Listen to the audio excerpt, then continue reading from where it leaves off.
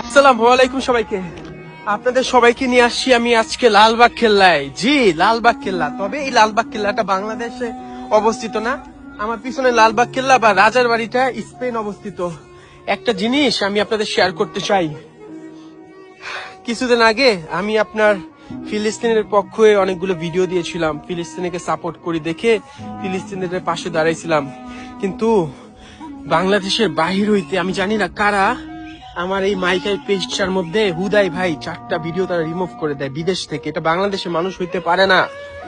তাদের আমি মেল করি যে ওয়াই কেন আমার ভিডিওগুলো উড়াইছে, তারা তাও উত্তর দেয় না।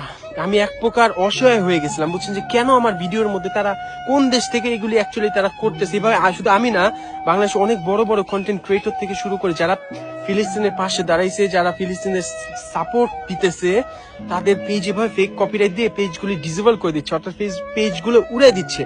তখন আমি কোনো কারো কাছে সাহায্য পাইতেছিলাম, আমি কাউকে চিনিও না তেমন ভাবে যে বলবো আমার এই বিপদের মধ্যে পাশে দাঁড়াইতে। তখন আমার পেজের মধ্যে মাইকাই পেজের মধ্যে দুইজন মানুষ মেসেজ করে, একজনের নাম হচ্ছে নাইম ভাই, আরেকজনের নাম হচ্ছে রকি ভাই।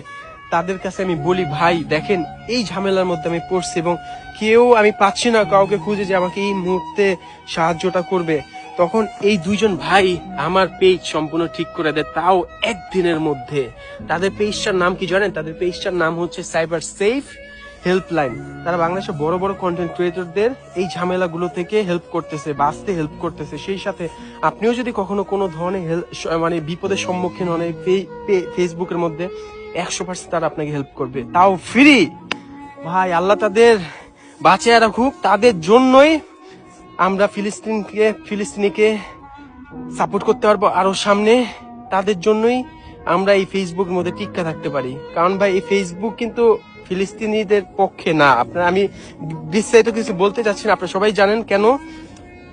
আর আমি কিচ্ছু বলতে চাই না। এই যে আমার মনটা অনেক খারাপ ছিল, বুঝছেন, আমি আসছি ভিডিও করতে স্পেনে, কিন্তু এই জিনিসগুলি দেখার পর আমার কোনো ভিডিও করারই কোনো মন মানসিকতা ছিল না।